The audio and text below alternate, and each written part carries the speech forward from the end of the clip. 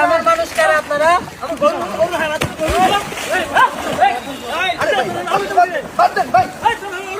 আরে ভাই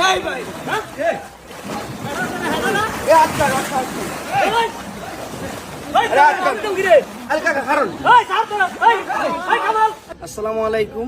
আপনাদেরকে একটু আগে যে ফুটেজটা দেখানো হয়েছে ঠিক এই জায়গাটাই আমাদের সাথে এই ঘটনাটা ঘটছে।